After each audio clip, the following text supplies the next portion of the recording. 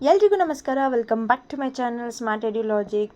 So ಈ video ಏನಾಗಿದೆ ಅಂದರೆ 6ನೇ ತರಗತಿಯ ಗಣಿತ ಪ್ರಕಾಶ ವಿಷಯದ ಮೊದಲನೇ ಚಾಪ್ಟರ್ ಗಣಿತದಲ್ಲಿನ ವಿನ್ಯಾಸಗಳು. ಈ ಪಾಠದ ಲಾಸ್ಟ್ ವಿಡಿಯೋ ಅಂದರೆ ಪೇಜ್ ನಂಬರ್ 8, 9, 10 ಈ ಪೇಜ್ನಲ್ಲಿ ಬರುವಂಥ ಎಲ್ಲ ಪ್ರಶ್ನೆಗಳಿಗೆ ಉತ್ತರ ಈ ವಿಡಿಯೋದಲ್ಲಿ ಇದೆ. ಸೊ ಈ ವಿಡಿಯೋನ ಸ್ಟಾರ್ಟ್ ಮಾಡೋಣ. ಅದಕ್ಕಿಂತ ಮೊದಲು ನೀವೇನಾದರೂ ನನ್ನ ಚಾನಲ್ನ ಸಬ್ಸ್ಕ್ರೈಬ್ ಮಾಡಿಲ್ಲ ಅಂದರೆ ಪ್ಲೀಸ್ ಸಬ್ಸ್ಕ್ರೈಬ್ ಮಾಡಿ, ಸಪೋರ್ಟ್ ಮಾಡಿ. ಸೊ ಫಸ್ಟ್ ನೋಡೋಣ ಟಾಪಿಕ್ನ. ಆಕೃತಿಗಳಲ್ಲಿನ ವಿನ್ಯಾಸಗಳು. ಗಣಿತದಲ್ಲಿ ಕಂಡುಬರುವ ಇತರೆ ಮುಖ್ಯ ಮತ್ತು ಮೂಲಭೂತ ವಿನ್ಯಾಸಗಳೇ ಆಕೃತಿಗಳ ವಿನ್ಯಾಸಗಳು. ಈ ಹಿಂದೆ ನೀವೇನು ಮಾಡಿದ್ರಿ ಅಂದರೆ ಸಂಖ್ಯೆಗಳಲ್ಲಿನ ವಿನ್ಯಾಸಗಳನ್ನು ಕಲಿತಿದ್ವಿ. ಈಗ ಆಕೃತಿಗಳ ವಿನ್ಯಾಸಗಳನ್ನು ಕಲಿತಾ ಇದ್ದೀವಿ. ಈ ಆಕೃತಿಗಳು 1, 2 ಅಥವಾ 3 ಆಯಾಮಗಳಲ್ಲಿ ಇರಬಹುದು. ಅಂದರೆ 1D, 2D, 3D ಅಥವಾ ಇನ್ನೂ ಹೆಚ್ಚಿನ ಆಯಾಮಗಳಲ್ಲಿ ಇರಬಹುದು. ಈ 1D ಅಂದರೆ ಏನು? 1D ಅಂದರೆ 1 ಡೈಮೆನ್ಷನ್, ಅಂದರೆ ಒಂದೇ ಆಯಾಮ ಅಂತ. ಯಾವ ರೀತಿ ಇರುತ್ತೆ ಆಕೃತಿ? ಈ ಥರ ಒಂದು ಗೆರೆ ಈ ಥರ ಹಿಂಗಿರುತ್ತೆ. ಹಾಗೆ 2D ಅಂದರೆ 2 ಆಯಾಮಗಳು. ಎಕ್ಸಾಂಪಲ್ ಚೌಕ, ಆಯತ, ತ್ರಿಭುಜ ಇವೆಲ್ಲ ಏನಂದರೆ 2 ಆಯಾಮದ ಆಕೃತಿಗಳು. ಹಾಗೆ 3D 3 ಡೈಮೆನ್ಷನ್ ಅಂದರೆ 3 ಆಯಾಮದ ಆಕೃತಿಗಳು. ಇದಕ್ಕೆ ಉದ್ದ, ಅಗಲ ಹಾಗೂ ಎತ್ತರ ಇರುತ್ತೆ. ಈಗ ನಾವು ಆಟಾಡೋವಂಥ ಕ್ಯೂಬ್ ಆಗಿರ್ಬೋದು, ಅಂದರೆ ಡೈಸ್ ಆಗಿರಬಹುದು, ಸಿಲಿಂಡರ್ ಆಕೃತಿ, ಆಯತಘನ ಇವೆಲ್ಲ ಏನು ಬರುತ್ತೆ 3D ಆಕೃತಿಗಳಲ್ಲಿ ಬರುತ್ತೆ. ಸೊ ಈ ವಿನ್ಯಾಸಗಳು ಆಕೃತಿ ವಿನ್ಯಾಸಗಳಲ್ಲಿ ನಾವು ಈ ರೀತಿಯ ಆಯಾಮ ಹೊಂದಿರುವಂತಹ ಆಕೃತಿಗಳನ್ನು ಒಳಗೊಂಡಿರ್ತೀವಿ. ಆಕೃತಿಗಳಲ್ಲಿನ ವಿನ್ಯಾಸಗಳನ್ನು ಅಧ್ಯಯನ ಮಾಡುವ ಗಣಿತದ ಶಾಖೆ ನಾವೇನಂತ ಕರಿತೀವಿ? ರೇಖಾಗಣಿತ. ಅಂದರೆ ರೇಖಾಗಣಿತ ಒಂದು ಶಾಖೆಯಲ್ಲಿ ನಾವು ಬರೀ ಆಕೃತಿಗಳ ಬಗ್ಗೆನೇ ನಾವೇನು ಮಾಡ್ತೀವಿ? ಕಲಿತಾ ಇರ್ತೀವಿ. ಆಕೃತಿ ಶ್ರೇಣಿಗಳು ಗಣಿತಜ್ಞರು ಅಧ್ಯಯನ ಮಾಡುವ ಆಕೃತಿ ವಿನ್ಯಾಸದ ಒಂದು ಪ್ರಮುಖ ವಿಧ ಆಗಿದೆ. ಹಾಗೆ ಕೋಷ್ಟಕ 3ರಲ್ಲಿ ಒಂದಿಷ್ಟು ವಿನ್ಯಾಸಗಳನ್ನ ಕೊಟ್ಟಿದ್ದಾರೆ, ಇದನ್ನು ನೋಡಿ. ಹಾಗೆ ಇದ್ರ ಬಗ್ಗೆ ನಾವೇನು ಮಾಡೋಣ ನೆಕ್ಸ್ಟ್ ಕ್ವೆಶನ್ಸ್ನಲ್ಲಿ ಡಿಸ್ಕಸ್ ಮಾಡ್ತಾ ಹೋಗೋಣ. ಸೊ ಕಂಡುಹಿಡಿಯಿರಿ. ಕೋಷ್ಟಕ 3ರಲ್ಲಿರುವ ಪ್ರತಿ ಶ್ರೇಣಿಯಲ್ಲಿನ ವಿನ್ಯಾಸವನ್ನು ನೀವು ಗುರುತಿಸಬಲ್ಲಿರ. ಸೊ ಶ್ರೇಣಿಯೆಲ್ಲ ನೋಡ್ರಿ, ನಿಮಗೇನಾದರೂ ಅದು ಗುರ್ತು ಸಿಕ್ತು ಅಂದರೆ ಏನೇನು ವಿನ್ಯಾಸ ಇದೆ ಅಂತ ಗೊತ್ತಿದ್ರೆ ಹೌದು ಗುರುತಿಸಬಲ್ಲೆವು ಅಂತ ಹೇಳಿ ಬರಿಬಹುದು. ಸೊ ಸೆಕೆಂಡ್ ಕ್ವೆಶನ್ ನೋಡೋಣ. ನಿಮ್ಮ ನೋಟ್ ಪುಸ್ತಕದಲ್ಲಿ ಕೋಷ್ಟಕ 3ರಲ್ಲಿರುವ ಪ್ರತಿ ಶ್ರೇಣಿಯನ್ನು ಪುನಃ ಬಿಡಿಸಲು ಪ್ರಯತ್ನಿಸಿ. ನೀವು ಪ್ರತಿ ಶ್ರೇಣಿಯಲ್ಲಿನ ಮುಂದಿನ ಆಕೃತಿಯನ್ನು ಬಿಡಿಸಬಲ್ಲಿರ. ಇದು ಸಾಧ್ಯವೇ ಅಥವಾ ಏಕೆ ಸಾಧ್ಯವಿಲ್ಲ? ಪ್ರತಿ ಶ್ರೇಣಿಯ ನಂತರ ಶ್ರೇಣಿಗಳಲ್ಲಿ ಆಕೃತಿಗಳನ್ನು ರೂಪಿಸುವ ನಿಯಮ ಅಥವಾ ವಿನ್ಯಾಸ ಇದೆ ಎಂಬುದನ್ನು ನಿಮ್ಮದೇ ಮಾತುಗಳಲ್ಲಿ ವಿವರಿಸಿ. ಸೊ ನೀವೇನು ಮಾಡಬೇಕಂದ್ರೆ ಕೋಷ್ಟಕ 3ರಲ್ಲಿರುವ ಪ್ರತಿ ಶ್ರೇಣಿಯನ್ನು ಬಿಡಿಸಬೇಕು. ಅದರ ಮುಂದಿನ ಆಕೃತಿಯನ್ನು ನೀವು ಬಿಡಿಸಬಹುದಾ? ಸಾಧ್ಯ ಅಂದರೆ ಬಿಡಿಸ್ಬೇಕು, ಇಲ್ಲ ಅಂತಂದರೆ ಯಾಕೆ ಸಾಧ್ಯ ಇಲ್ಲ ಅನ್ನೋದನ್ನು ಕಾರಣವನ್ನು ಕೊಡಬೇಕು. ಹಾಗೆ ಆ ಆಕೃತಿಯನ್ನು ಕಂಡುಹಿಡಿಯೋಕ್ಕೆ ನೀವು ಯಾವ ನಿಯಮವನ್ನು ಬಳಸಿದ್ರಿ ಅನ್ನೋದನ್ನು ನಿಮ್ಮದೇ ಮಾತುಗಳಲ್ಲಿ ಬರಿಬೇಕು. ಓಕೆ, ಈಗ ಮೊದಲನೇ ಶ್ರೇಣಿಯನ್ನು ನೋಡೋಣ. ಇಲ್ಲಿ ನಿಯಮಿತ ಬಹುಭುಜಾಕೃತಿಗಳನ್ನು ಕೊಟ್ಟಿದ್ದಾರೆ. ನಿಯಮಿತ ಮೊದಲಿಗೆ ವಿನ್ಯಾಸಗಳನ್ನ ನೋಡೋಕ್ಕೂ ಮೊದಲು ನಿಯಮಿತ ಅಂದರೆ ಏನು? ನಿಯಮಿತ ಅಂದರೆ ಎಲ್ಲ ಬಾಹುಗಳು ಸಮಾನವಾದ ಅಳತೆಯನ್ನು ಹೊಂದಿದ್ದಾವೆ ಅಂತ ಅರ್ಥ. ಸೊ ಈಗ ಯಾವ್ಯಾವ ಆಕೃತಿಗಳನ್ನು ಕೊಟ್ಟಿದ್ದಾರೆ ಅಂತ ನೋಡೋಣ. ತ್ರಿಕೋನ, ಚತುರ್ಭುಜ, ಪಂಚಭುಜಾಕೃತಿ, ಷಡ್ಭುಜಾಕೃತಿ, ಸಪ್ತಭುಜಾಕೃತಿ, ಅಷ್ಟಭುಜಾಕೃತಿ, ನವಭುಜಾಕೃತಿ, ದಶಭುಜಾಕೃತಿ. ಇಲ್ಲಿ ನೋಡಿ, ಈ ಎಲ್ಲ ಆಕೃತಿಗಳು ನಿಯಮಿತ ಅಂದರೆ ಎಲ್ಲ ಬಾಹುಗಳು ಸಮನಾದ ಅಳತೆಯನ್ನು ಹೊಂದಿದೆ. ಇದು ಸಮಬಾಹು ತ್ರಿಭುಜನೇ ಆಗಿರುತ್ತೆ. ಓಕೆನಾ? ಇದರ ಮುಂದಿನ ಒಂದು ಆಕೃತಿಯನ್ನು ನಾವು ಕಂಡುಹಿಡಿಬಲ್ವಾ? ಅದರ ನಿಯಮ ಏನು? ಯಾವ ರೀತಿ ಈ ಒಂದು ಶ್ರೇಣಿ ರೂಪುಗೊಂಡಿದೆ ಅಂತ ನೋಡೋಣ. ಇಲ್ಲಿ ತ್ರಿಕೋನಗಳಲ್ಲಿರುವಂತಹ ಬಾಹುಗಳ ಸಂಖ್ಯೆ ಎಷ್ಟು? 3. ಚತುರ್ಭುಜದಲ್ಲಿ 4 ಬಾಹು, ಇಲ್ಲಿ 5 ಬಾಹು, 6, ಇಲ್ಲಿ 7, ಇಲ್ಲಿ 8, 9, 10. ಹಾಗಾದರೆ ಮುಂದಿನ ಆಕೃತಿ ಎಷ್ಟು ಬಾಹುಗಳನ್ನು ಹೊಂದಿರಬೇಕು? 11. ಸೊ ಇಲ್ಲಿ ಪ್ರತಿಯೊಂದು ಆಕೃತಿಗಳಲ್ಲಿ ಬಾಹುಗಳ ಸಂಖ್ಯೆ ಮತ್ತು ಶೃಂಗಗಳ ಸಂಖ್ಯೆ ಸಮನಾಗಿರುತ್ತೆ. ಹಾಗೆ ನಾವು ಮುಂದಿನ ಒಂದು ಆಕೃತಿಯನ್ನು 11 ಬಾಹು ಮತ್ತು 11 ಶೃಂಗ ಇರುವಂತಹ ಆಕೃತಿಯನ್ನು ಬಿಡಿಸಬೇಕು. ಇಲ್ಲೊಂದು ಏನು ಗಮನ ಇಡಬೇಕಂದ್ರೆ, ಹೇಗೆ ಬಾಹುಗಳ ಸಂಖ್ಯೆ ಹೆಚ್ಚು ಆಗುತ್ತಾ ಹೋಗುತ್ತೋ ಹಾಗೆ ನಮಗೆ ಆಕೃತಿಗಳನ್ನು ಬಿಡಿಸಲು ಸ್ವಲ್ಪ ಕಷ್ಟ ಆಗ್ತಾ ಹೋಗುತ್ತೆ. ಸೊ ಇಲ್ಲಿ ನಾವು 11 ಬಾಹುಗಳಿರುವಂತಹ ಆಕೃತಿನ ಬಿಡಿಸಬೇಕು ಅಂದರೆ ನೀವೇನು ಮಾಡಿ, ಸಿಂಪಲಾಗಿ ಒಂದು ರಫ್ ಆಗಿ ಒಂದು ಪೆನ್ಸಿಲಲ್ಲೇ ಲೈಟಾಗಿ ಒಂದು ಸರ್ಕಲನ್ನು ಹಾಕ್ಕೊಳ್ಳಿ. ಇದರಲ್ಲಿ ಸಮ ಅಂತರದಲ್ಲಿ ಏನು ಮಾಡಿ, ನೀವು 11 ಚುಕ್ಕಿಗಳನ್ನು ನೀವು ಇಡ್ತಾ ಹೋಗಿ. ಇಲ್ಲಿ ನಾನು ಇದರಲ್ಲಿ ಮಾಡಿದೆಲ್ಲ ಆ ಥರ ಇಟ್ಟಾದಮೇಲೆ ಪ್ರತಿಯೊಂದು ಚುಕ್ಕಿನ ಈ ಥರ ಜೋಡಿಸ್ತಾ ಹೋಗಿ. ಅದಾದಮೇಲೆ ನೆಕ್ಸ್ಟು ಫೈನಲ್ ಆಗಿ ನೀವೇನು ರಫಾಗಿ ಡೈಗ್ರಾಮ್ ತಗೊಂಡಿದ್ರಲ್ಲ ಪೆನ್ಸಿಲಿಲೆ ವೃತ್ತನ ಅದನ್ನು ಅಳಕಿಸ್ಬಿಡಿ ಸ್ವಲ್ಪ. ಆವಾಗ ನಿಮ್ಗೆ ಏನಾಗುತ್ತೆ 11 ಬಾಹುವಿನ ಒಂದು ಆಕೃತಿ ಸಿಗುತ್ತೆ. ಇದರ ನಿಯಮ ನಾವೇನು ಫಾಲೋ ಮಾಡಿದ್ವಿ ಅಂದರೆ, ಮುಂದಿನ ಆಕೃತಿಯ ಬಾಹುವಿನ ಸಂಖ್ಯೆಯು ಹಿಂದಿನ ಆಕೃತಿಯ ಬಾಹುವಿನ ಸಂಖ್ಯೆಗಿಂತ ಒಂದು ಹೆಚ್ಚು. ಹೌದಲ್ವಾ? ಇಲ್ಲಿ ಎಷ್ಟಿತ್ತು? 10 ಇತ್ತು. ಹೌದಾ? ಹಿಂದಿನ ಆಕೃತಿಯ ಸಂಖ್ಯೆ ಬಾಹುವಿನ ಸಂಖ್ಯೆ ಎಷ್ಟು? 10. ಹಾಗಾದರೆ ಮುಂದಿನ ಆಕೃತಿಯ ಬಾಹುವಿನ ಸಂಖ್ಯೆ ಎಷ್ಟಿರಬೇಕು? ಒಂದು ಹೆಚ್ಚು, ಅಂದರೆ 11 ಇರಬೇಕು. ಓಕೆ. ಸೊ ಮುಂದಿನ ಶ್ರೇಣಿಯನ್ನು ನೋಡೋಣ. ಇಲ್ಲಿ ಪೂರ್ಣ ನಕ್ಷೆಗಳು ಅಂತ ಹೇಳಿ ಕೊಟ್ಟಿದ್ದಾರೆ. ಈ ಶ್ರೇಣಿಯ ಹೆಸರು ಪೂರ್ಣ ನಕ್ಷೆ. ಇಲ್ಲಿ ಏನಾಗಿದೆ? K2. ಈ K2 ಆಕೃತಿಯಲ್ಲಿ ಯಾವ ಥರ ಇದೆ? 2 ಬಿಂದುವನ್ನು ಸೇರಿಸುವ ಒಂದು ಲೈನ್ ಇದೆ. ಹಾಗೆ K3ಯಲ್ಲಿ 3 ಬಿಂದುವನ್ನು ಸೇರಿಸುವ ಒಂದು ಆಕೃತಿ. ಹಾಗೆ K4ಅಲ್ಲಿ 4 ಬಿಂದುವನ್ನು ಸೇರಿಸುವ ಆಕೃತಿ ಇದೆ. ಹಾಗೆ ಇಲ್ಲಿ 2 ಲೈನ್ ಇದೆ. ಇದನ್ನು ನೋಡಿದಾಗ ನಮಗೇನು ಗೊತ್ತಾಗುತ್ತೆ ಅಂದರೆ, ಪ್ರತಿ ಬಿಂದುವು ಎಲ್ಲ ಬಿಂದುಗಳ ಒಂದು ಸಂಪರ್ಕವನ್ನು ಹೊಂದಿದೆ. ಈ ಬಿಂದು ನೋಡಿ ಇದ್ರ ಜೊತೆನೂ ಇದೆ, ಇದ್ರ ಜೊತೆನೂ ಸಂಪರ್ಕ, ಹಾಗೆ ಇದ್ರ ಜೊತೆನೂ, ಹಾಗೆ ಈ ಬಿಂದು ಇದ್ರ ಜೊತೆನೂ ಸಂಪರ್ಕ, ಈ ಕಡೆನೂ ಇದೆ, ಈ ಕಡೆನೂ ಇದೆ. ಸೊ ಹಾಗಾಗಿ 4 ಬಿಂದುಗಳು ಏನು ಸಮನಾಗಿ ಎಲ್ಲ ಬಿಂದುಗಳ ಜೊತೆ ಸಂಪರ್ಕವನ್ನು ಹೊಂದಿದೆ. ಅದೇ ರೀತಿ ನಾವು ಮುಂದಿನ ಆಕೃತಿಯನ್ನು ಗಮನಿಸಬೇಕಾದಾಗಲೂ ಕೂಡ ನಾವು ನೋಡ್ಬೋದು, ಪ್ರತಿ ಬಿಂದುವು ಎಲ್ಲ ಬಿಂದುಗಳ ಜೊತೆ ಸಂಪರ್ಕವನ್ನು ಹೊಂದಿದೆ. ಹೌದಾ? ಹಾಗೆ ಇನ್ನೊಂದೇನು ನೋಡ್ಬೇಕು ನಾವು ಇಲ್ಲಿ 1 ಲೈನ್ ಇದೆ, ಇಲ್ಲಿ 3 ಲೈನು. ಹೌದಾ?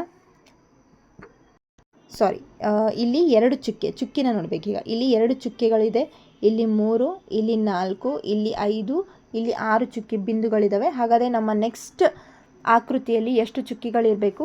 7 ಚುಕ್ಕಿ. ಸೊ ಇಲ್ಲಿ ನಾನು 1, 2, 3, 4, 5, 6, 7 ಚುಕ್ಕಿಯ ಒಂದು ಇಲ್ಲಿ ಕೊಟ್ಟಿದ್ದಾರಲ್ಲ ಸಪ್ತಭುಜಾಕೃತಿ, ಈ ಥರದ ಒಂದು ಚುಕ್ಕಿ ಡೈಗ್ರಾಮನ್ನು ನಾನಿಲ್ಲಿ ಹಾಕಿದ್ದೀನಿ. ಅದಾದಮೇಲೆ ಅದನ್ನು ಜೋಡಿಸ್ಕೊಂಡಾಗ ಪ್ರತಿಯೊಂದು ಬಿಂದುವು ಉಳಿದ ಎಲ್ಲ ಬಿಂದುಗಳ ಜೊತೆ ಸಂಪರ್ಕವನ್ನು ಹೊಂದಿರಬೇಕು. ಹೌದಾ? ಇಲ್ಲಿ ನೋಡಿ, ಈ ಒಂದು ಬಿಂದು ಇಲ್ಲಿಗೂ ಹೋಗಿದೆ, ಇದು ನೆಕ್ಸ್ಟ್ ಈ ಬಿಂದುವಿನ ಜೊತೆ, ಈ ಬಿಂದುವಿನ ಜೊತೆ, ಈ ಬಿಂದುವಿನ ಜೊತೆ. ಇದನ್ನು ನೀವು ಸೂಕ್ಷ್ಮವಾಗಿ ನೋಡಿದಾಗ ಪ್ರತಿ ಬಿಂದುವು ಎಲ್ಲ ಬಿಂದುವಿನ ಜೊತೆನೂ ಸಂಪರ್ಕವನ್ನು ಹೊಂದಿರುವಂತಹ ಒಂದು ಲೈನನ್ನು ನಾನು ಎಳೆದಿದ್ದೀನಿ. ಹಾಗೆ ಪ್ರತಿ ಬಿಂದುವಿನಿಂದ 4 ಲೈನ್ಸ್ ಹಿಂಗೆ ಹೋಗಿದೆ. ಅದನ್ನು ನೋಡ್ಬೋದು ನೀವು. ಸೊ ಈ ರೀತಿ ಆದರೆ ನಮ್ಮ ಮುಂದಿನ ಒಂದು ಆಕೃತಿ ರೆಡಿ ಆಗುತ್ತೆ. ಇದಕ್ಕೆ ನಿಯಮ ಏನು ತಗೊಂಡಿದ್ದೀನಿ ಅಂದರೆ, ಮುಂದಿನ ಪೂರ್ಣ ನಕ್ಷೆಯಲ್ಲಿನ ಬಿಂದುವಿನ ಸಂಖ್ಯೆಯು ಹಿಂದಿನ ಪೂರ್ಣ ನಕ್ಷೆಯಲ್ಲಿನ ಬಿಂದುವಿನ ಸಂಖ್ಯೆಗಿಂತ ಒಂದು ಹೆಚ್ಚು. ಹಾಗೆ ಪೂರ್ಣ ನಕ್ಷೆಯಲ್ಲಿನ ಪ್ರತಿ ಬಿಂದು ಉಳಿದ ಎಲ್ಲ ಬಿಂದುವಿನ ಜೊತೆ ಸಂಪರ್ಕ ಹೊಂದಿದೆ. ಇಲ್ಲಿ 6 ಚುಕ್ಕಿ ಇದಾವಂದರೆ ಇದರಲ್ಲಿ 7 ಚುಕ್ಕಿ. ಹಾಗೆ ಪ್ರತಿ ಬಿಂದು ಎಲ್ಲ ಬಿಂದುವಿನ ಜೊತೆ ಸಂಪರ್ಕವನ್ನು ಹೊಂದಿದೆ. ಇದು ನಮಗೆ ಬಿಡಿಸೋಕ್ಕೆ ಸಾಧ್ಯ. ಸೊ ಇದು ಬಿಡಿಸಿದ್ದೀನಿ, ನೀವು ಟ್ರೈ ಮಾಡಿ. ಮುಂದಿನ ಶ್ರೇಣಿಯನ್ನು ನೋಡೋಣ. ಇಲ್ಲಿ ವರ್ಗದ ಶ್ರೇಣಿಯನ್ನು ಕೊಟ್ಟಿದ್ದಾರೆ. ಈ ವರ್ಗದ ಶ್ರೇಣಿಯಲ್ಲಿ ನೋಡಿ, ಇಲ್ಲಿ 1 ಚೌಕ ಇದೆ, ಇಲ್ಲಿ 4 ಚೌಕ, ಇಲ್ಲಿ 9, ಇಲ್ಲಿ 16, ಇಲ್ಲಿ 25. ಈ ಶ್ರೇಣಿಯನ್ನು ನೀವು ಗಮನಿಸಿದಾಗ ಇದು ಯಾವ ಶ್ರೇಣಿ ನಮಗೆ ಸಿಕ್ತಿಲ್ಲಿ? ಹೌದು, ಇದು ನಮಗೆ ವರ್ಗ ಸಂಖ್ಯೆಗಳು ಸಿಕ್ತು. ಹೌದಾ? ಹಾಗೆ ಇಲ್ಲಿ ಈ ಕಡೆ 2 ಚೌಕ, ಇಲ್ಲಿ 2 ಚೌಕ, ಇಲ್ಲಿ 3 ಚೌಕ, ಇಲ್ಲಿ 3 ಚೌಕ, ಇಲ್ಲಿ 4, ಈ ಸಾಲಲ್ಲೂ ಕೂಡ 4, ಇಲ್ಲಿ 5, ಇಲ್ಲೂ ಕೂಡ 5. ಹಾಗಾದರೆ ನಮ್ಮ ಮುಂದಿನ ಒಂದು ಆಕೃತಿಯಲ್ಲಿ ಎಷ್ಟು ಚೌಕಗಳನ್ನು ಬಿಡಿಸ್ಬೇಕು? ಹೀಗೆ 6 ಚೌಕ ಇರಬೇಕು, ಹೀಗೆ ಕೂಡ 6 ಚೌಕಗಳನ್ನು ಬಿಡಿಸ್ಬೇಕು. ಸೊ ಅದು ಇಲ್ಲಿ ಬಿಡಿಸಿದ್ದೀನಿ. ಸೊ ಹೀಗೂ ಕೂಡ 6 ಚೌಕ ಇದೆ, ಇಲ್ಲೂ ಕೂಡ 6 ಚೌಕಗಳು ಇದ್ದಾವೆ. ಸೊ ಇದು ಹೆಂಗೆ ಮಾಡಬೇಕು ಅಂದರೆ, ಇಲ್ಲೂ 6 ಸೆಂಟಿಮೀಟರ್ ಲೈನ್ ಹಾಕ್ಕೊಳ್ಳಿ, ಇಲ್ಲೂ 6 ಸೆಂಟಿಮೀಟರ್ ಇಟ್ಕೊಂಡು ಪ್ರತಿಯೊಂದು ಸೆಂಟಿಮೀಟರ್ಗೂ ಒಂದು ಚುಕ್ಕೆ ಇಟ್ಕೊಂಡು ನೀವು ಸರಿಯಾಗಿ ಬಿಡಿಸ್ಕೋಬೋದು. ಸೊ ನಿಯಮ ಏನಂದರೆ, ಮುಂದಿನ ವರ್ಗವನ್ನು ಪಡೆಯಬೇಕೆಂದರೆ ಶ್ರೇಣಿಯಲ್ಲಿನ ಹಿಂದಿನ ವರ್ಗದಲ್ಲಿ ಪ್ರತಿ ಬಾಹುವಿನಲ್ಲಿರುವ ಚೌಕಕ್ಕಿಂತ 1 ಚೌಕದ ಸಾಲನ್ನು ಹೆಚ್ಚಿಸಬೇಕು. ಹಾಗೆ ಒಟ್ಟು ಸಣ್ಣ ಚೌಕಗಳ ಸಂಖ್ಯೆ ಪ್ರತಿ ಆಕೃತಿಯಲ್ಲಿ 1 ವರ್ಗ ಸಂಖ್ಯೆ ಆಗಿದೆ.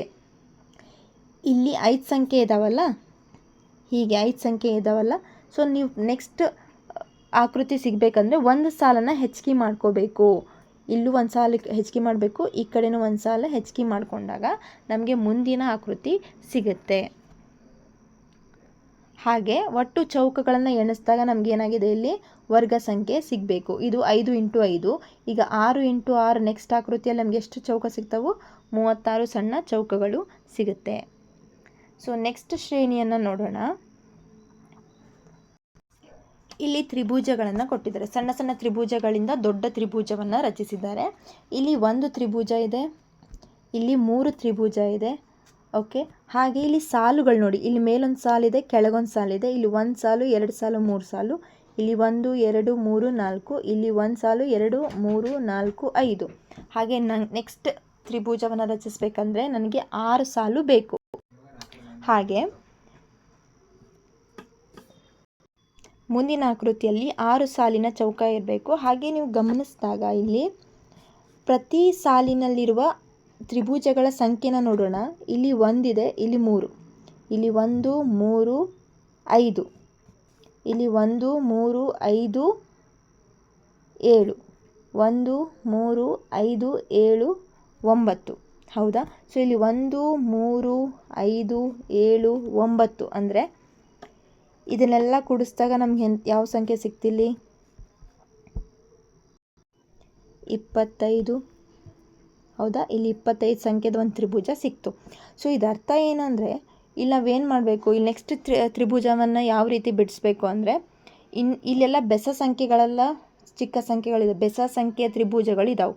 ಸೊ ಇಲ್ಲಿ ನೆಕ್ಸ್ಟ್ ನೀವು ಬಿಡಿಸ್ಬೇಕಂದ್ರೆ ಒಂದು ಸಾಲನ್ನು ಹೆಚ್ಚಿಗೆ ಮಾಡಬೇಕು. ಇಲ್ಲಿ 1 3 5 7 9, ಇಲ್ಲಿ ಬರೋದು 11 ಸಂಖ್ಯೆಗಳು, ಸಣ್ಣ ತ್ರಿಭುಜಗಳು. ಓಕೆನಾ? ಇದನ್ನು ಯಾವ ರೀತಿ ಮಾಡ್ಕೋಬೇಕಂದ್ರೆ ಇಲ್ಲಿ 6 ಸೆಂಟಿಮೀಟರ್ ಒಂದು ಲೈನ್ ಹಾಕ್ಕೊಳ್ಳಿ, ಇಲ್ಲೊಂದು 6 ಸೆಂಟಿಮೀಟರ್ ಲೈನ್ ಹಾಕ್ಕೊಂಡು ಪ್ರತಿ 1 ಸೆಂಟಿಮೀಟರ್ಗೂ ಚುಕ್ಕಿಗಳನ್ನ ಇಟ್ಕೊಂಡು ಈ ರೀತಿ ಜಾಯಿನ್ ಮಾಡಿ. ನೆಕ್ಸ್ಟ್ ಇಲ್ಲಿ ಇಟ್ಕೊಂಡು ಚುಕ್ಕಿಗಳನ್ನ ಇಟ್ಕೊಂಡು ಈ ಥರ ನೀವೇನು ಮಾಡ್ಕೋಬೇಕು, ಜಾಯಿನ್ ಮಾಡಿಕೊಂಡಾಗ ನಿಮ್ಗೆ ಈ ಚಿತ್ರ ಸಿಗುತ್ತೆ. ಓಕೆನಾ? ಸೊ ನಿಯಮ ಏನು ಅಂತ ನೋಡೋಣ. ಈ ಶ್ರೇಣಿಯಲ್ಲಿರುವ ತ್ರಿಭುಜಗಳ ಪ್ರತಿ ಸಾಲಿನಲ್ಲಿರುವ ಸಣ್ಣ ತ್ರಿಭುಜಗಳ ಸಂಖ್ಯೆಯು ಬೆಸ ಸಂಖ್ಯೆ ಆಗಿದೆ. ಹೌದಲ್ವಾ? ಇಲ್ಲಿ ಪ್ರತಿ ಸಾಲಿನಲ್ಲೂ ಏನಾಗೈತಿ, ಬೆಸ ಸಂಖ್ಯೆಗಳು ಬಂದಿದ್ದಾವೆ. 1 3 5 ಈ ಥರ ಇದ್ದಾವೆ. ಓಕೆನಾ? ಹಾಗೆ ಮುಂದಿನ ತ್ರಿಭುಜ ಆಕೃತಿ ರಚಿಸೋಕ್ಕೆ ಹಿಂದಿನ ತ್ರಿಭುಜದ ಆಕೃತಿಯಲ್ಲಿರುವ ಸಾಲಿನ ಸಂಖ್ಯೆಗಿಂತ 1 ಹೆಚ್ಚು ಸಾಲು ಸೇರಿಸಬೇಕು. ಸೊ ಇಲ್ಲಿ ಎಷ್ಟು ಸಾಲಿದಾವಲ್ಲ, ಇಲ್ಲಿ 1 2 3 4 5 ಸಾಲಿದಾವು. ಮುಂದಿನದರಲ್ಲಿ 1 2 3 4 5 6 ಸಾಲು, ಒಂದು ಹೆಚ್ಚಿಸ್ಬೇಕು ನಾವು. ಓಕೆ, ಅದರಲ್ಲಿರುವ ಸಣ್ಣ ತ್ರಿಭುಜಗಳ ಸಂಖ್ಯೆಯು ಮುಂದಿನ ಬೆಸ ಸಂಖ್ಯೆ ಆಗಿರಬೇಕು.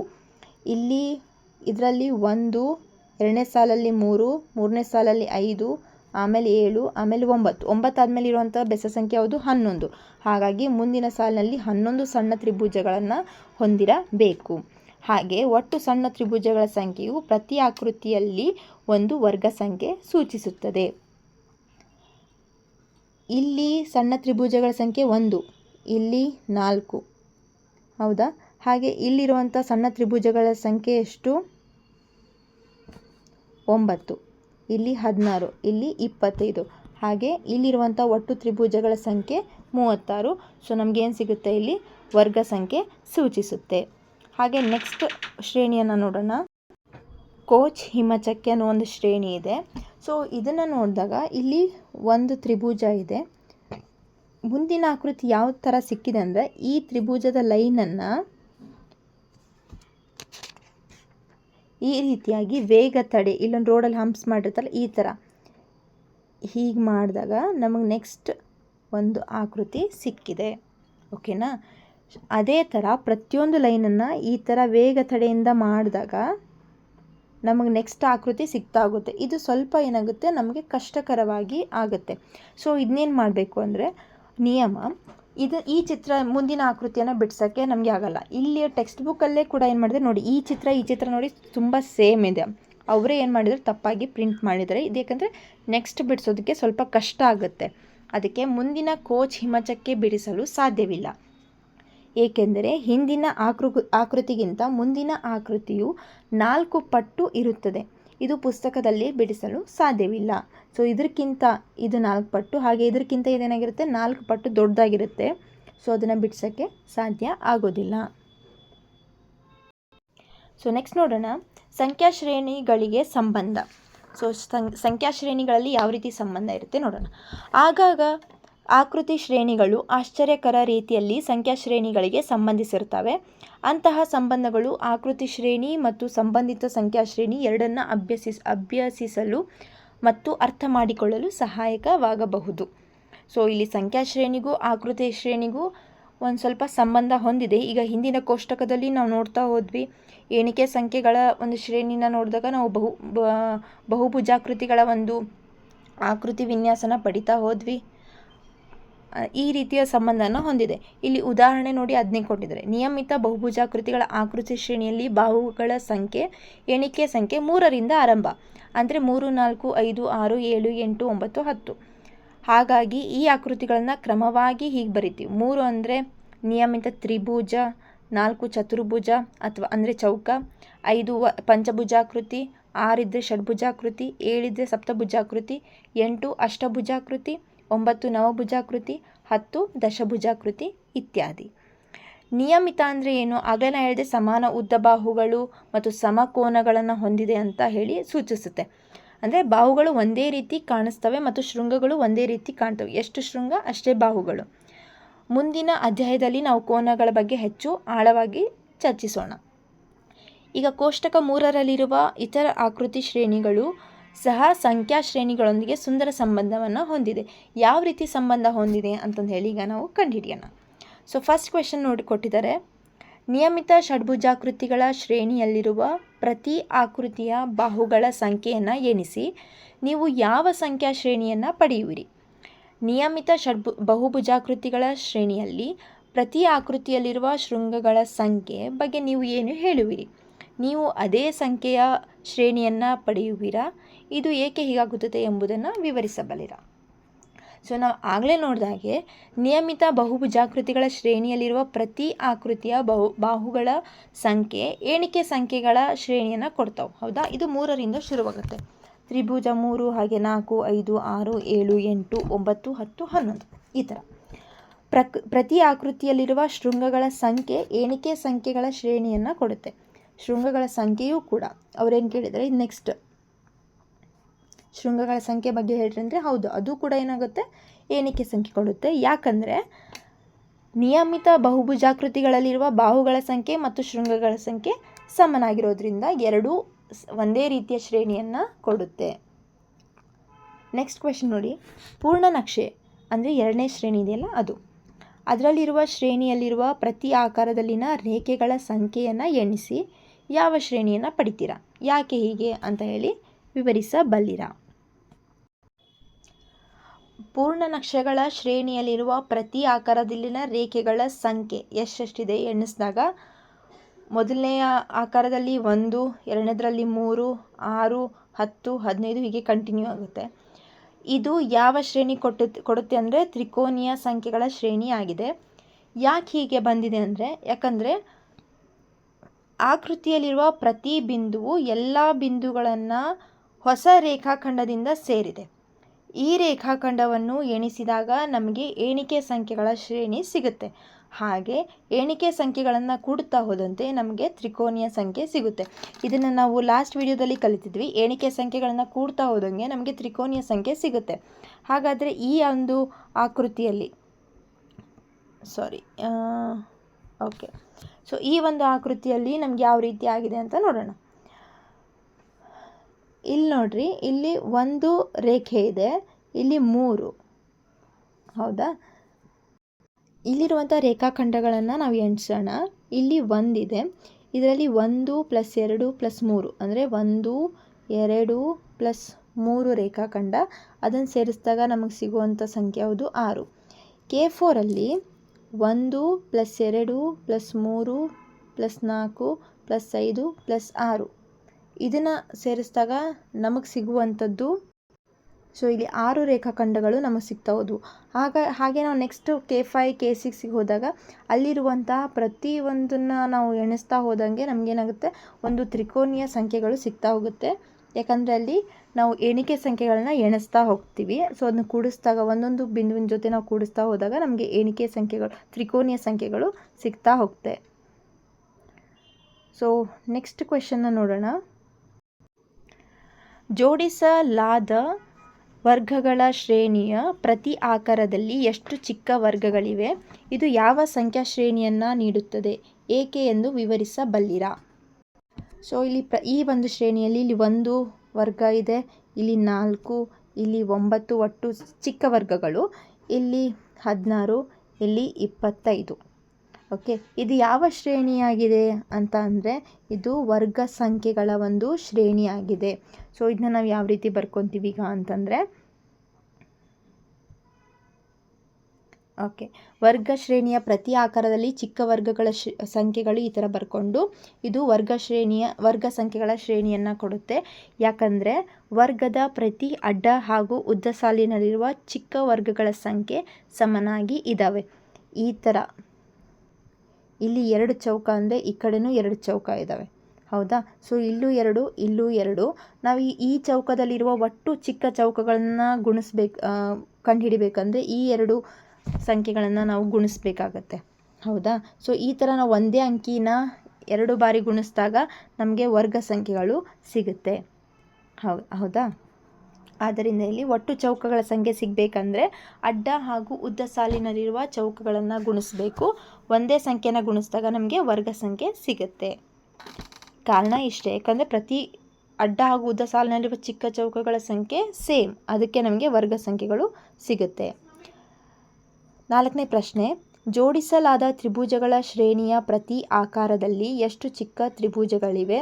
ಇದು ಯಾವ ಸಂಖ್ಯಾ ಶ್ರೇಣಿಯನ್ನು ನೀಡುತ್ತೆ? ಏಕೆ ಎಂದು ವಿವರಿಸಬಲ್ಲಿರಾ? ಸುಳುಹು ಕೊಟ್ಟಿದ್ದಾರೆ. ಶ್ರೇಣಿಯ ಪ್ರತಿ ಆಕಾರದಲ್ಲಿ ಪ್ರತಿ ಅಡ್ಡ ಸಾಲಿನಲ್ಲಿ ಎಷ್ಟು ತ್ರಿಭುಜಗಳು ಇವೆ? ಇಲ್ಲಿ ಜೋಡಿಸಲಾದ ಪ್ರತಿ ತ್ರಿಭುಜಗಳ ಶ್ರೇಣಿಯ ಪ್ರತಿ ಆಕಾರದಲ್ಲಿ ಚಿಕ್ಕ ತ್ರಿಭುಜಗಳ ಸಂಖ್ಯೆ 1, 4, 9, ಸೊ ಈ ಥರ 16 ಈ ಥರ ಇದೆ. ಇಲ್ಲಿ ನೋಡೋಣ ಹೌದಂಥೇಳಿ. ಇಲ್ಲಿ ಒಂದು ತ್ರಿಭುಜ ಇದೆ, ಹಾಗೆ ಇಲ್ಲಿ 4, 9, 16, 25. ಸೊ ಇದು ಯಾವ ಶ್ರೇಣಿಯನ್ನು ಕೊಡುತ್ತೆ ನಮಗೆ ಅಂತ ನೋಡಿದ್ರೆ ಇದು